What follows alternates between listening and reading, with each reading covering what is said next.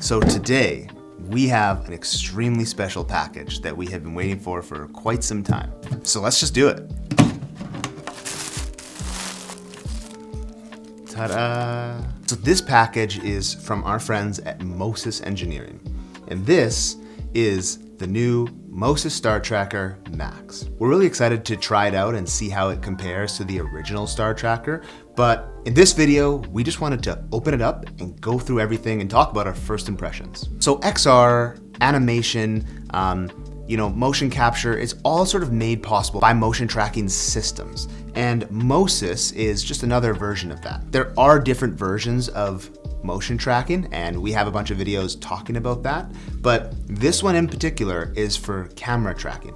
So this is only for green screen or LED virtual production. Now, that being said, there are a lot of motion trackers you can use for green screen or LED virtual production, from the Vive tracker, the Vive Mars, Stipe, Mo-Sys, OptiTrack, anti-latency. There are a ton of options. Mo-Sys is one that we keep coming back to because it's built in a way that you can set it up, forget about it, and every time you use it, it's gonna work the same way that it worked the last time. That's just something that for ourselves, for our clients, it is incredibly useful. I'm sure you've seen this on the channel before. This is the original StarTracker, okay? So this is the processor, this is the umbilical cable, and this is the StarTracker itself, okay? I've always loved the look and feel of the StarTracker. It's nice, it's light, it has some good components on the inside. And overall, it's a really robust machine. The StarTracker is pinpoint accurate. It is truly awesome. We haven't had any problems with this whatsoever. But my one main gripe with the original StarTracker is just how heavy the processor is. So this is the brains of the operation, and we've done a video on this before. It has a lot of inputs. It has the power, the display, the USB, and then it also has all the inputs for the umbilical cable, the sensor, the optical focusing, the lens encoder focusing, has the sync here. But it has all of these ports. And the way it's meant to be set up is that this can be placed on a tripod and then the camera is placed on top of it. The StarTracker is then placed on the camera. This whole system itself, it's very useful, okay? It's just very heavy. What Mo-Sys has done with the StarTracker MAX is they've made it significantly smaller. This is the processor. So this comes off here. So this is the processor by itself, okay? This is the size difference. There's a significant difference in weight. Being able to use something like this on set is incredibly useful, incredibly useful. Cameras are only getting smaller, right? So this is starting to be the beefiest thing in your setup for virtual production. So this is the original StarTracker, okay?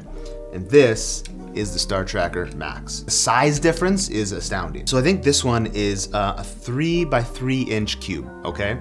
And this comes in at about 1.5 inches by 1.5 inches. The camera itself is half the size of the original one, but still the same. I mean, look how much room there is on the outside of the StarTracker, and this one is so compact. One of the things I'm noticing right away is actually the sensor itself. Now on the original StarTracker, which works amazingly, is there is no actual marking for the sensor of the StarTracker. You need to measure from the sensor on the camera to the sensor on the StarTracker. It's only unless you watch our YouTube video or read the manual that you notice the sensor is actually right here, right above this line, but it's not properly marked at all. This new one, I noticed right away it has a little marking for the camera sensor, which already is fantastic for any user out there who wants to set this up themselves. So now that we've seen the original StarTracker versus the StarTracker MAX, let's dive into the MAX and see what else it comes with. One of the first things that immediately caught my eye about the StarTracker MAX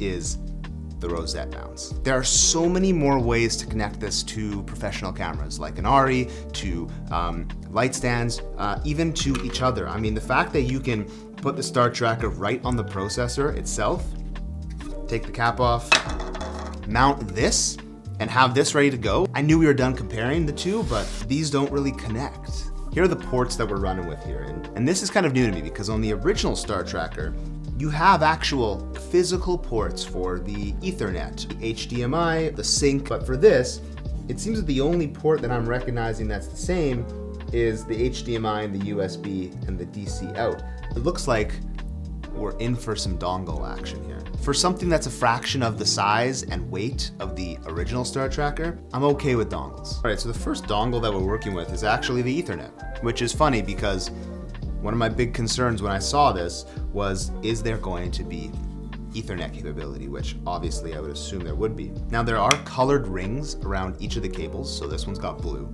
So it tells you exactly where you're plugging it in, so there shouldn't be any mistake on that. So this is the data dongle, and this looks like it's just a female to female Ethernet adapter. And that plugs in, and then you'd plug in your Ethernet line to there. Next dongle we got a D-tap.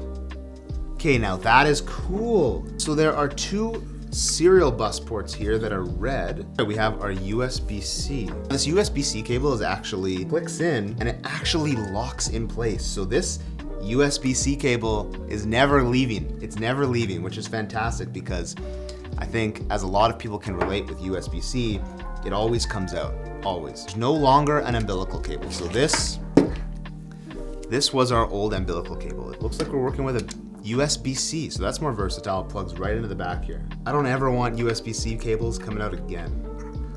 Wow, that is truly awesome. That is going nowhere. All right, we're in dongle city here. They could be dongles, they could be adapters. To each his own. So this is your lens encoder for focusing. Now, this is pretty similar to the old one, except for it's all one cable here, which is kind of unique. That would kind of strap onto your lens there and would allow you to digitally focus. This one has got a green ring around it. Plug that in. As I mentioned, there are no BNC or SDI cables on the processor itself, but this one has a white ring, which will go right here in the middle. And there's your BNC. So while it's small, here are the dongles you're working with. We have the HDMI with the USB port plugged into it. That allows you to operate the monitor as a touchscreen. And this is the power cable, which would power the monitor. The whole unit is powered via D-tap. Wow, okay. All right, we have some mounting options with the rosette, which is nice. Cool, so it looks like you can kind of just strap that onto some rods and then you're cooking. You get a couple rod systems going. All right, we got the same magic arm as the original small rig. Now it looks like we have the same monitor as last time, the Lilliput.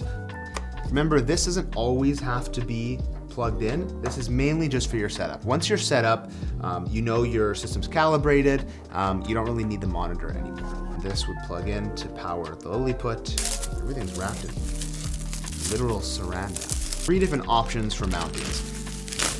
So it looks like a similar power situation to the original StarTracker. More Mo-Sys branding this time. The other one was just some random company's branding. Plugs into just a standard power cable. You'd see a million of these on film sets. But then the end of it is D-tap input.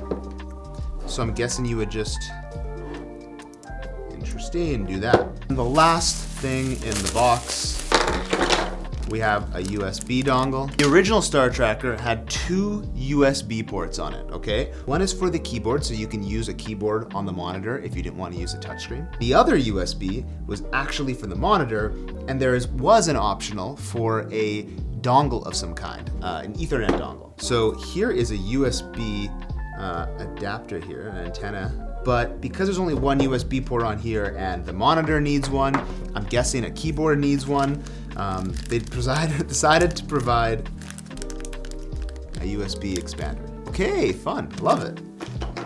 In this box, the Allen key set that I love. This is a USB stick containing the digital manual, a little mini screwdriver. So the original StarTracker came with a really cool mini Pelican case.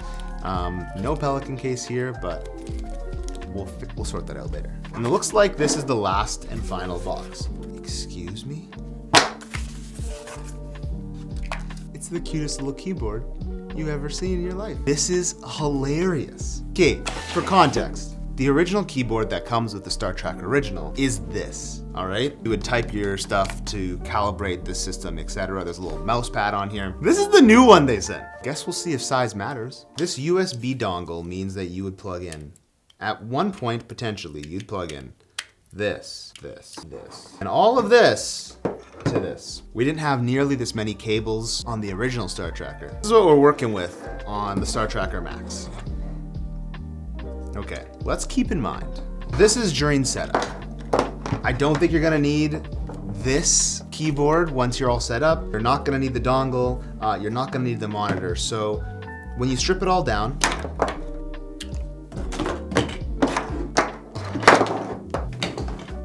this is what you'd be working with. A lot less cables once you're all set up. So at the bare minimum, you'll have an Ethernet cable plugged in, an SDI, the D-tap or the power, and then you'll also have the camera sensor. So just based on first impressions alone, the StarTracker MAX clearly has a lot of upgrades from the StarTracker original. The dongles are obviously something we're gonna have to get used to. It's more accessible to be able to just plug ports in, but the fact that we have all of these adapters or dongles, however you'd wanna call them, could be a little bit annoying, but depending on where you place the processor, could be completely out of your way and tied in with all of your other cables connected to your camera. Maybe they won't be an issue at all, but in terms of the design build, we are miles ahead of the old StarTracker. It is so much lighter, it seems more versatile, it seems more well thought out. It seems that every square inch of space is sort of, you know, used adequately. I haven't taken off the screws yet, so I don't know what it looks like on the inside. It looks like it has the same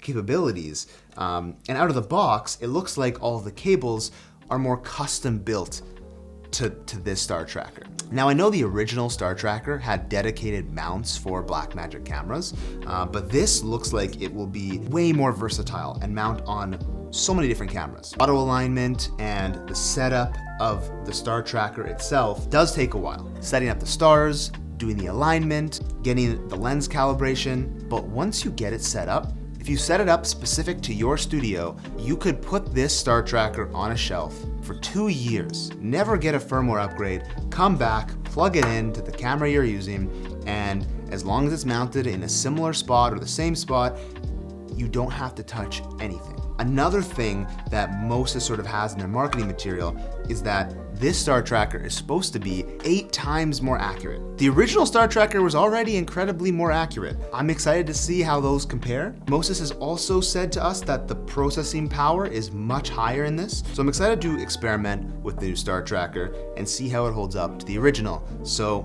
stay tuned for the next video where we compare the StarTracker MAX, the StarTracker original.